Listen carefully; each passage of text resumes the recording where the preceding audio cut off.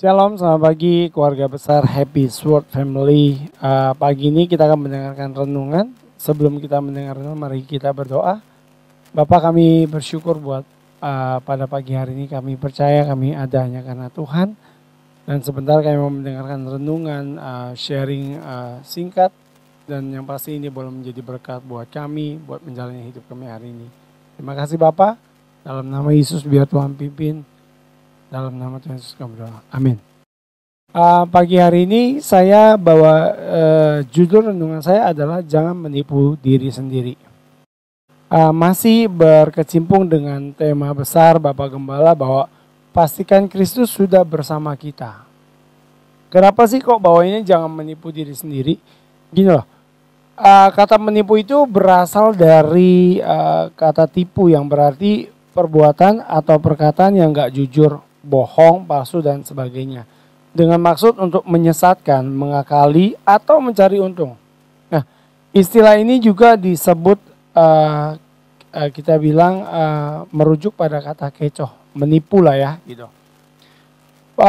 Poin saya pada pagi hari ini adalah kenapa sih saya bawa jangan menipu diri sendiri? Karena gini, terkadang kita manusia itu baik dalam keadaan sadar ataupun tidak sadar, terkadang itu kita lebih banyak menipu diri kita sendiri. Artinya gini, contoh lagi kayak misalnya saya lagi hidupnya tidak baik, tetapi di depan orang itu dibuat kayak seolah saya baik-baik aja. Bukan berarti pencitraan, bukan, tapi memang sekarang ini banyak seperti itu. Jadi kata menipu diri sendiri ini udah menjadi satu, boleh bilang mungkin habit di kalangan mungkin banyak anak Tuhan gitu loh. Karena yang hidupnya nggak baik, nggak benar, tiba-tiba ya dia bisa berbicara seolah-olah hidupnya benar gitu loh. Jadi boleh dibilang terkesan kayak pembenaran akan diri sendiri gitu loh. Nah, pada pagi hari ini berkesinambungan tentang kata menipu diri sendiri, saya menghimbau untuk kita anak-anak Tuhan di Happy Sword Family tepatnya, mari kita belajar untuk tidak menipu diri kita sendiri. Artinya apapun keadaan kita, kalau kita tahu kita lagi nggak baik, kalau kita tahu kita lagi ada dalam satu hal yang kurang berkenan, mari kita datang sama Tuhan, kita minta ampun dan bertobat. Nggak gampang, tapi itu udah wajib, harus balik lagi.